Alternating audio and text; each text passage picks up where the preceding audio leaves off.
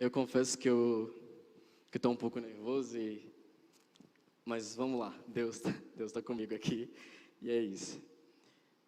Bom, meu nome é Jonathan, eu tenho 22 anos, e desde quando eu tinha mais ou menos uns 13 anos, que eu me entendo por gente, eu sempre sofria muito com distúrbios alimentares. Eu sempre fui aquele adolescente que chegava no espelho, se olhava e via uma visão distorcida daquilo que estava na frente do espelho. O espelho, ele sempre foi o meu maior inimigo. E o tempo foi passando, e isso que eu tinha lá dos 13 anos, isso veio me acompanhando. No ano passado, no ano de 2019, isso começou a piorar, isso fluiu muito dentro de mim. Era eu entrar em casa, era eu olhar no espelho e eu não conseguia enxergar aquilo que estava na minha frente. Eu sempre via uma outra pessoa. E automaticamente a minha mente ela fazia com que eu me sentisse a pior pessoa do mundo. Eu chegava em casa, às vezes eu trabalhava o dia inteiro, não comia nada, e chegava em casa, meu estômago rejeitava qualquer coisa que estava dentro dele. E eu não me esqueço de uma vez que eu estava muito afim de tomar um milkshake. Eu comprei esse milkshake, tomei esse milkshake, e quando esse milkshake que caiu dentro do meu estômago, a primeira sensação que eu tive foi vomitar. A minha mente ela sempre foi a minha inimiga.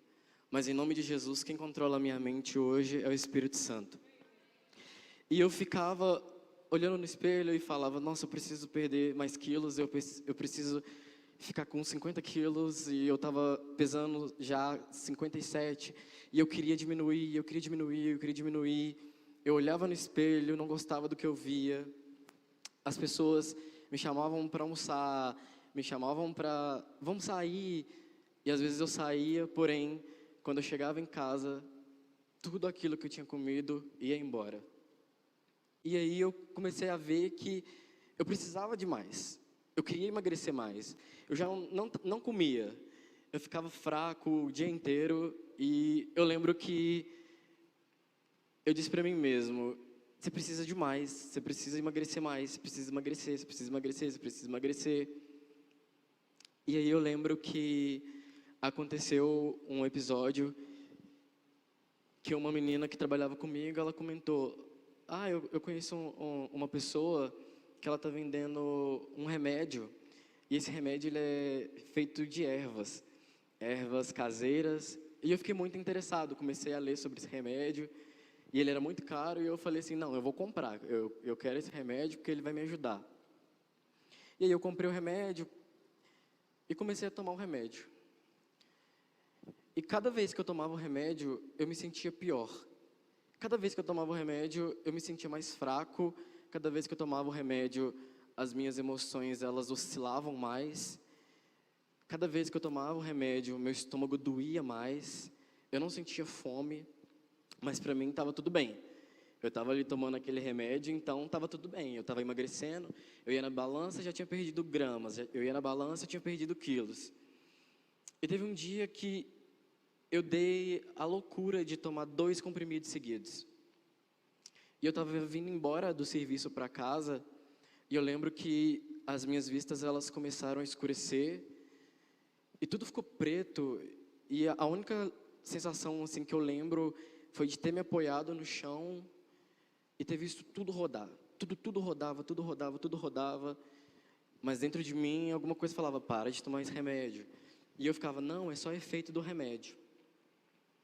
E aí, cheguei na empresa, nos outros dias, nas semanas seguintes, e uma menina comentou, assim, comigo, você está sabendo que aquele remédio que você está tomando, passou no Fantástico, que ele é proibido pela Anvisa, que ele é um remédio adulterado e que ele tem vários componentes que são à base de drogas mesmo? E eu fiquei assim, não, esse remédio é feito de ervas, ele é supernatural. Ela, você tem certeza? E todo mundo à minha volta falando, toma cuidado com esse remédio, toma cuidado com esse remédio, não toma esse remédio não. E eu continuei tomando esse remédio, continuei tomando esse remédio. E aí veio as consequências de eu ter tomado esse remédio. Eu chegava em casa para tomar banho, no banheiro, e a primeira coisa que eu fazia, ligava o chuveiro, passava a mão no cabelo, caía tufos de cabelo na minha mão. Tufos e tufos de cabelo. E eu falei, é normal, eu já estou ficando velho, a idade já está chegando, deve ser isso. E aí eu passava a mão na barba, caía tufos de cabelo, tufos de cabelo, tufos de cabelo. Mas eu não liguei, continuei tomando remédio, porque eu estava emagrecendo, então para mim o que importava era isso. Continuei a tomar o remédio e continuei a perder o cabelo, continuei perdendo o cabelo. Começou a ficar falhado, de forma que as pessoas chegavam para mim e falavam, o que está acontecendo com seu cabelo? Tem um pedaço aqui que está faltando e a sua barba ela tá falhada aqui. E eu, não, gente, minha barba ela sempre foi falhada. E eu achava que a questão do cabelo era uma questão normal da idade. Só que eu comecei a ficar preocupado. E aí eu tomava banho e todo banho era a mesma coisa. Passava a mão no cabelo e era aquele tanto de cabelo que eu chegava a fazer assim, o cabelo caía na minha mão, ficava cabelo no chão. Minha mãe estava brigando porque estava entupindo o ralo. E aí eu comecei a ficar preocupado. Comecei a achar que isso não era normal. Foi então que a história ela começou a piorar. Quando eu começar a tomar esse remédio, todas as vitaminas que eu tinha no meu corpo, elas foram embora. Então eu tinha 0 vitaminas, eu estava magro do jeito que eu queria, porém eu já não tinha mais cálcio, eu já não tinha mais vitamina C, eu já não tinha mais vitamina D. E mesmo descobrindo que o remédio, ele era um remédio assim, adulterado, ele não era natural, eu continuei tomando esse remédio. E eu lembro exatamente do que aconteceu. Eu tinha tomado ele de jejum. Falei, hoje eu não vou tomar café da manhã. Eu vou tomar ele de jejum. E aí eu cheguei na empresa. E comecei, assim, cheguei muito bem. Conversei com todo mundo. Só que eu comecei a me sentir fraco. Comecei a me sentir muito, muito fraco. Muito, muito fraco. E eu fui no banheiro. Na hora que eu fui no banheiro, eu comecei a vomitar. Eu não sei se era sangue, se era o que era. E aí eu vi que o bicho estava pegando pro meu lado. Eu falei, eu tô morrendo. E aí eu lembro que eu e a minha amiga Milena, que está ali, a gente acabou que no mesmo dia a gente passou mal, na mesma hora. E a empresa chamou um carro e eles levaram a gente para o hospital. Cheguei no hospital, tem uma foto que eu tirei, se os meninos conseguirem colocar aí. Eu fiquei lá no hospital, anterior. Eu fiquei no hospital o dia inteiro. E aí eu lembro que a médica me perguntou assim, você tem problema de estômago? Você comeu alguma coisa que te fez mal? E eu não ia falar para ela que eu estava tomando um remédio adulterado, porque eu sabia que eu ia ganhar um xingo. Eu falei com ela, não, eu acho que isso foi alguma coisa que eu comi. E eu comecei a passar muito mal, muito, muito, muito, muito mal. E ela me deu atestado e o cabelo continuou caindo. Pode passar a foto? Aqui, eu não sei se dá para vocês verem direito, mas foi logo quando eu comecei a fazer o tratamento para recuperar. Então, aqui ainda está de boa, mas tem fotos piores que eu não... Assim, eu fico envergonhado de mostrar, mas tem outras.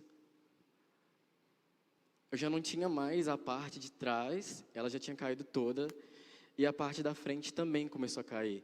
E eu tirava essas fotos para eu conseguir ver o que estava acontecendo. Aqui já era... Foi bem no inicinho, quando começou a realmente cair, e ficou assim, caindo, caindo, caindo, caindo, e eu tirando foto para tentar acompanhar, para entender o que estava acontecendo comigo.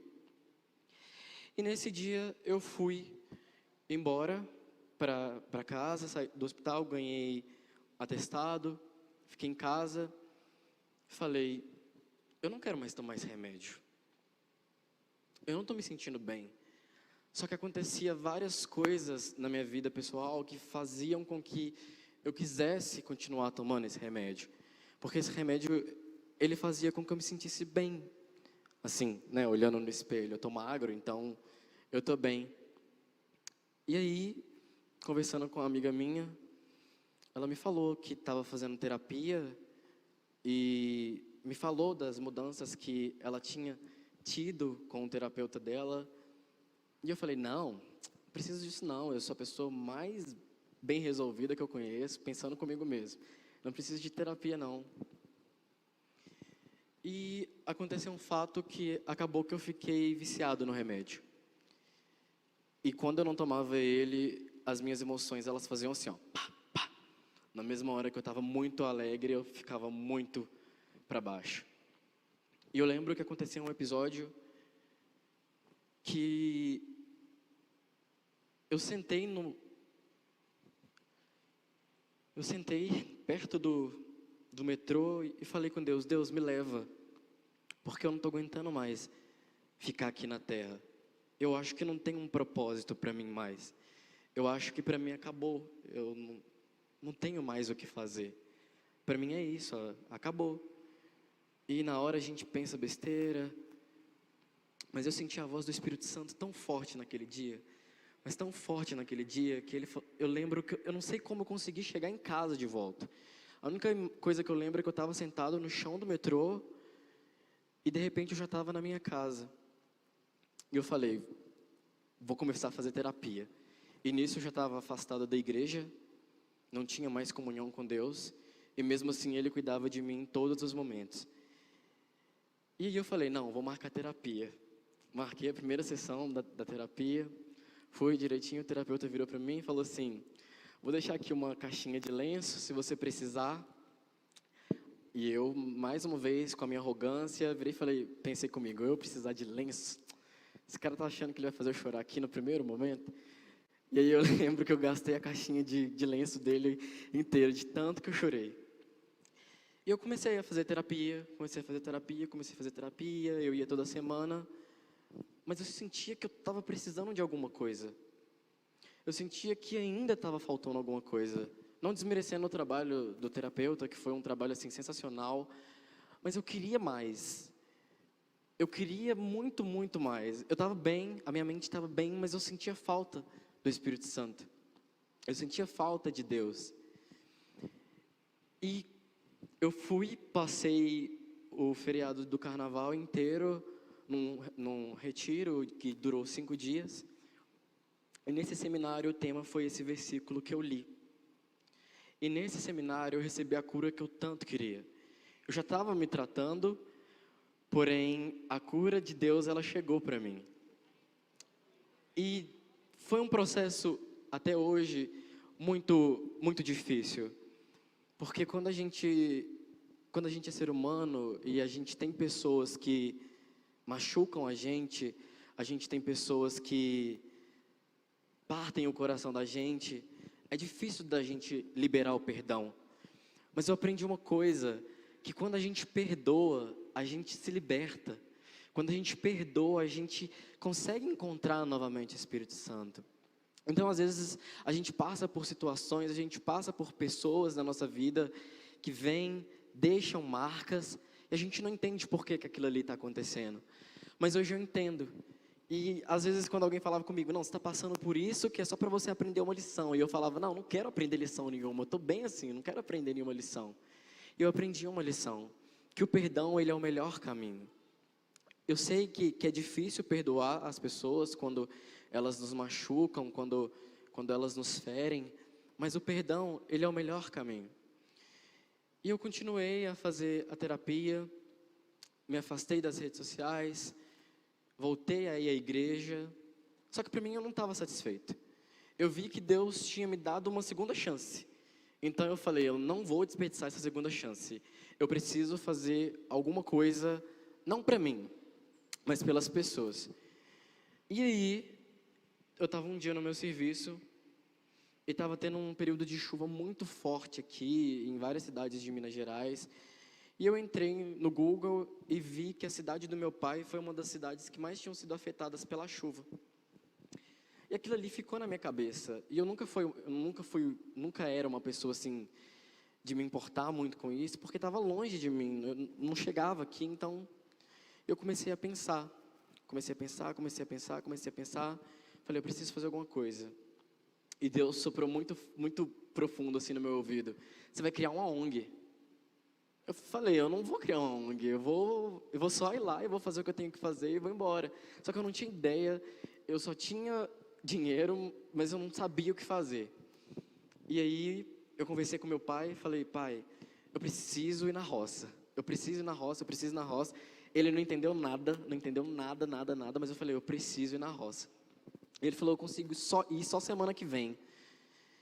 E nesse período, a minha mente ela começou a ter várias ideias. E eu fui juntando os meus amigos e falando, tem como você me dar um sabonete? Tem como você me dar uma pasta de dente? Tem como você me dar uma escova de dente? Tem como você me dar um shampoo? E no final eu consegui arrecadar várias coisas que eu olhei assim e falei, meu Deus, o que eu vou fazer com isso tudo? E meu pai olhou assim para mim, o que você vai fazer com isso tudo? Eu falei, pai, a gente vai ajudar aquelas pessoas que estão lá na roça. Porque quando eu estava na frente do computador, lembrando das coisas que tinham me passado, que eu tinha quase morrido, que eu tinha perdido meu cabelo, eu lembrei que Deus me deu uma segunda chance. E eu também lembrei da minha avó. A minha avó, ela é uma senhora que ela deve bater aqui em mim, assim, mais ou menos. E ela mora nessa cidade onde a gente foi fazer esse trabalho missionário.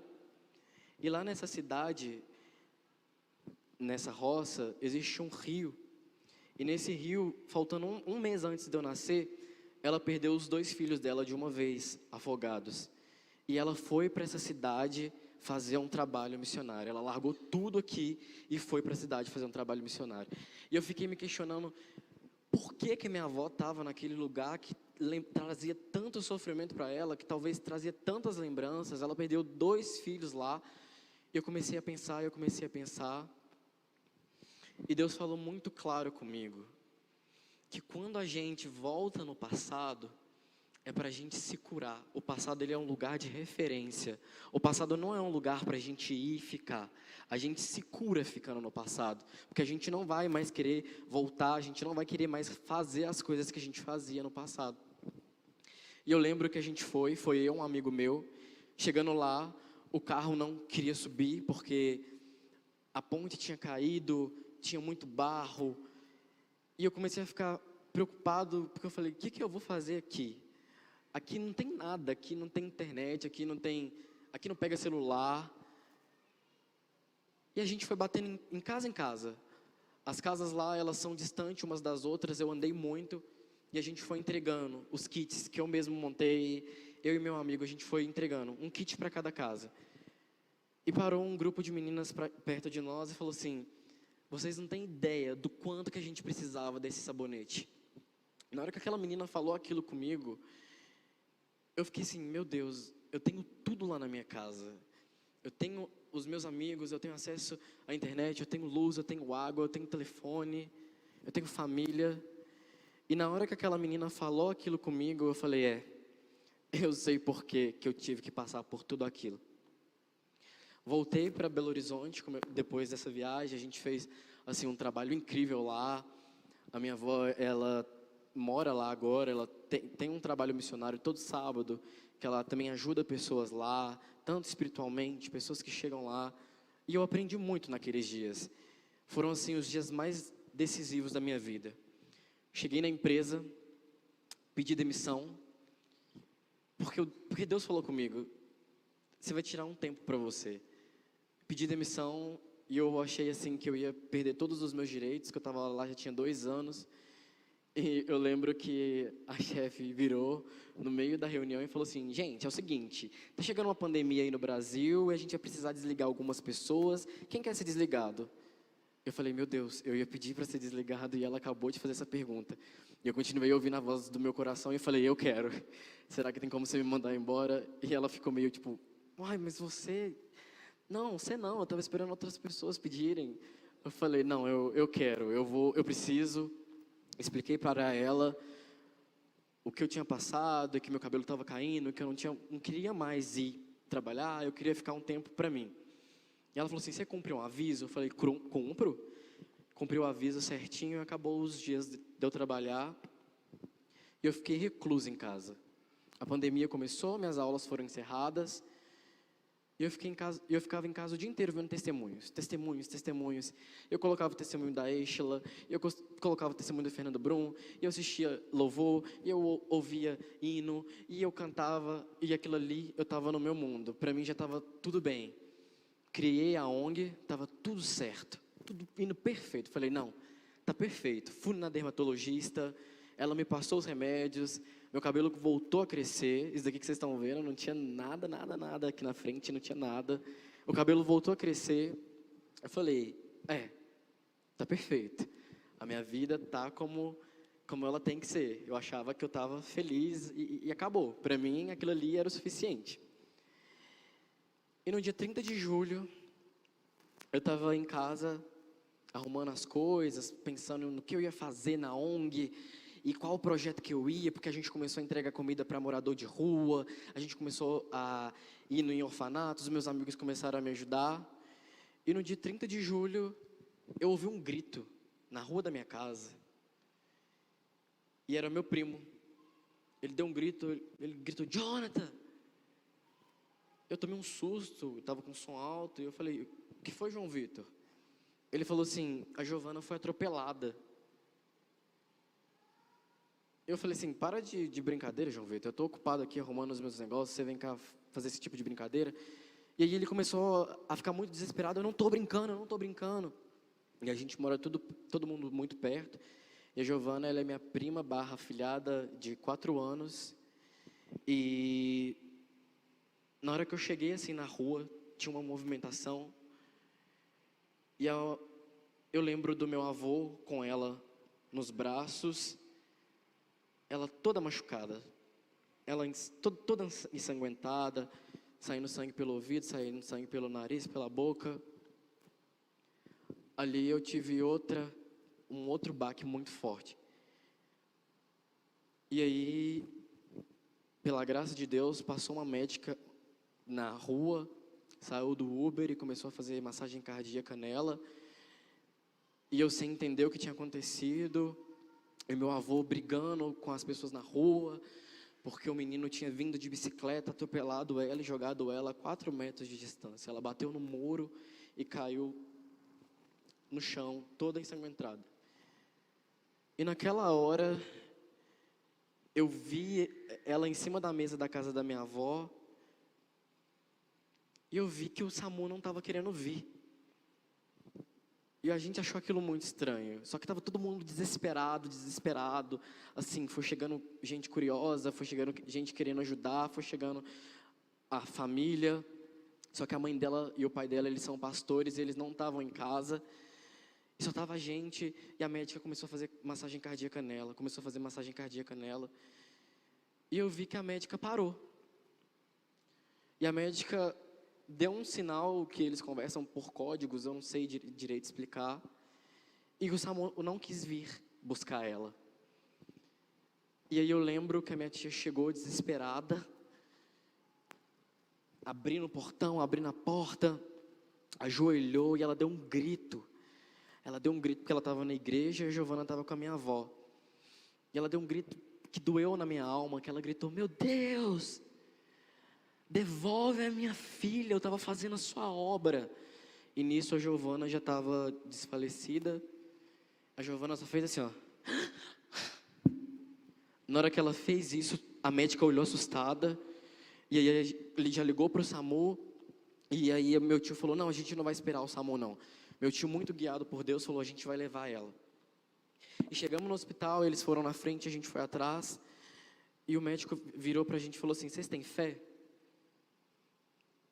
Nessa hora, eu acho que, eu não sei aonde mais a minha cabeça estava, porque eu sou muito apegado a ela é muito apegada a mim.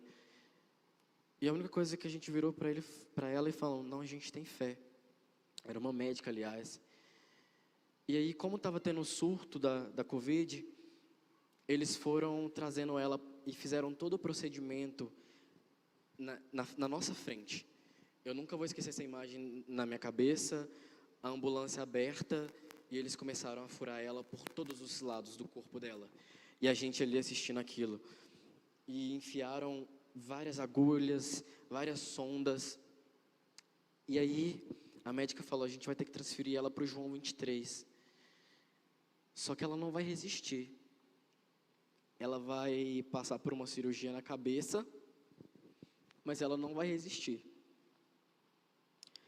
E naquilo, eu ia para o hospital, só que me deu uma crise de choro, que a médica falou, é melhor você voltar para casa, que não vai ter como vocês ficarem lá, porque não tem nem lugar para vocês dormirem, é só a mãe e a criança, por favor.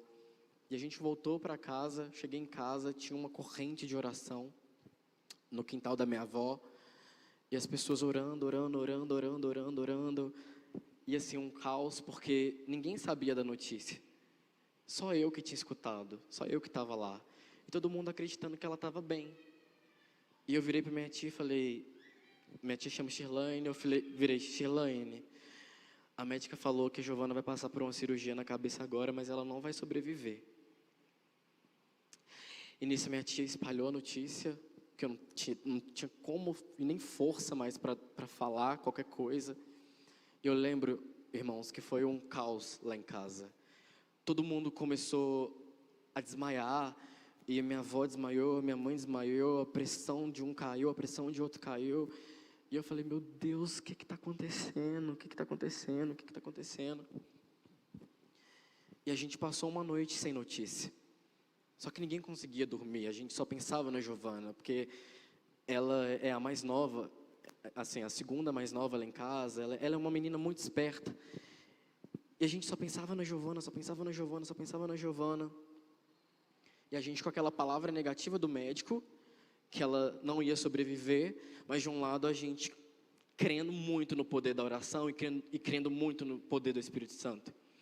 E eu lembro que eu não tinha mais como orar, eu não sabia falar mais com Deus. A única coisa que eu fazia era louvar e chorar, louvar e chorar. E meu tio ligou o telefone, eu passei esses dias na casa da minha avó, por parte de mãe, e o telefone tocou. E o meu tio falou assim, tem uma notícia boa para dar para vocês, espalha aí. A médica falou que a Giovana ia ter que operar a cabeça, porque ela estava com vários picos de sangue no cérebro, mas a médica fez uma ressonância magnética e ela não tem mais nenhum pingo de sangue. Ela ainda está entubada, mas ela não vai precisar mais operar a cabeça. E aquilo ali já foi um alívio para a gente, porque a médica falou, vou operar a cabeça dela, a menina não vai mais sobreviver. E aí os dias foram passando, e a Giovana entubada. Cada hora a gente recebia uma notícia diferente. Não, que a Giovana não vai mais falar, que a Giovana não vai mais andar, que a Giovana não vai mais brincar, que ela não vai conseguir mais fazer nada. E aí o acidente foi numa segunda, se eu não me engano. No sábado, meu celular toca, chegou uma mensagem da minha tia, mãe da Giovana, no meu celular. Eu falei, uai, minha tia deve estar precisando, será que ela está precisando de uma coisa? A Giovana, ela é pequenininha, então ela não sabe falar o meu nome. E a médica falou que ela não ia mais falar. E aí minha tia me mandou um áudio, eu achei estranho, peguei o celular, ouvi o áudio. Era um áudio da Giovana falando assim, oi, Jonathan, estou morrendo de saudade. Na hora que eu ouvi aquele áudio, eu comecei a chorar sem parar. E aí eu comecei a chorar e eu não conseguia falar. E todo mundo veio desesperado, achando que era uma notícia ruim. E eu mostrei o áudio para todo mundo. E todo mundo começou a chorar, todo mundo começou a chorar, todo mundo começou a chorar. E parece que a nossa fé, ela foi reavivada. E aí, a médica falando, a Giovana não vai mais andar. E a gente falando, não, ela estava morta, né? Ela morreu, ela ficou morta por 15 minutos. Ela deu uma parada respiratória, mas a gente venceu isso. A médica falou que ela não ia mais falar. A gente venceu isso. Em nome de Jesus, ela vai andar. Minha tia, com o passar do tempo, minha tia mandou outra mensagem para mim. A Giovana sentadinha, passando esmalte, brincando com as bonecas, falando, andando para cá e para lá, tirando o soro que colocaram nela, falando por que ela estava ali, que ela queria ir embora. E aí eu lembro que isso esse período todo durou uma semana, mas parecia que eram meses. E minha tia não queria contar pra gente que a Giovana ia receber alta, porque no dia que ela recebeu alta, um dia depois era aniversário dela. E aí minha tia falou, ó, se o médico liberar, a Giovana recebe alta hoje. E a gente achou que era brincadeira, porque a menina estava do jeito que ela estava e ela ia receber alta. E foi dito e feito. Ela chegou em casa, assim, todo mundo esperando ela estava se achando uma celebridade, mandando tchau para mim. Ela deu um grito do carro, falando assim, gente, está todo mundo com saudade de mim? E todo mundo ficou assim, ai, Giovana, não acredito que você está aqui de novo. E para a honra e glória do Senhor Jesus, ela está, assim, terrível não, ela está abençoada. Ela pula, ela brinca, vão passar esmalte, vão brincar com o Theo. O Theo é o nosso cachorro, vão brincar com o Theo. E aí esses dias eles foram consagrar o pai dela e a mãe dela na igreja que eles assumiram. E a pastora falou assim, não, vamos receber aqui a pastora Vanessa e o pastor Wesley. Aí a Giovana no meio do culto. E a pastora Giovana esqueceu de mim, de 4 anos. E assim, foi um dos maiores milagres que eu presenciei na minha vida. E quando aquilo ali tudo passou, eu entendi que às vezes colocar o meu problema de lado e dar atenção para o problema dos outros, Deus começa a agir na nossa vida. Quando eu larguei os meus problemas um pouquinho de lado, comecei a dar atenção para minha família, comecei a dar atenção para os moradores de rua, comecei a dar atenção para as crianças as crianças dos orfanatos, Deus foi me curando, Deus foi me curando, Deus foi me curando. E eu já olhava no espelho e falava, nossa, mas você está bonito hoje, hein? Eu comecei a olhar no espelho e ver meu cabelo crescer. E eu comecei a olhar no espelho e não ter mais medo de comer nada. E eu vi que realmente Deus fez a obra completa na minha vida. E eu achei que para mim estava tudo bem. Eu cheguei aqui nessa igreja, ouvi a pastora falando sobre propostas e propósitos. E isso ficou muito na minha cabeça, muito na minha cabeça. E eu comecei a dizer não para as propostas, realmente. Eu comecei a dizer sim para os propósitos e as coisas começaram a mudar na minha vida. Eu recebi uma proposta de emprego nova e eu estava realmente procurando um emprego novo. Falei, não, eu já estou bem, eu preciso de um emprego novo. E eu passei em 3 entrevistas de emprego e eu pude escolher qual empresa eu quis trabalhar. E todas as vezes que eu dizia não para as propostas e dizia sim para o meu propósito, Deus começou a operar. Eu poderia aqui ficar falando que fulano teve culpa, ciclano teve culpa de eu estar assim, mas não. Deus me fez passar por um caminho e eu entendi qual era esse caminho. Tudo que eu passei foi para que hoje eu estivesse aqui contando isso para vocês. Tudo que eu passei foi para que hoje a gente estivesse aqui, para que esse culto existisse. Então, a coisa que eu peço para vocês é que tenham empatia com o próximo, mas também tenham empatia com vocês mesmos. Às vezes a gente fica tão preocupado com o serviço, com a casa, com a faculdade, com a igreja, e a gente acaba esquecendo do maior ponto, que é o Espírito Santo, e depois a gente. Porque quanto mais a gente ajuda, mais a gente é curado. E eu custei a entender isso. E assim, eu estou muito feliz de estar aqui hoje. Agradeço muito a Thaline por deixar, e o Thiago por deixarem eu compartilhar minha história com vocês. Essas fotos que eu mostrei são assim, pequenas coisas do que aconteceu. Às vezes o inimigo ele coloca na minha cabeça que não, você vai comer hambúrguer? Você está doido? E eu falo, não, vou comer sim, vou comer hambúrguer sim. E aí, às vezes eu, devido a esse processo de bulimia, eu fiquei restrito de comer algumas coisas.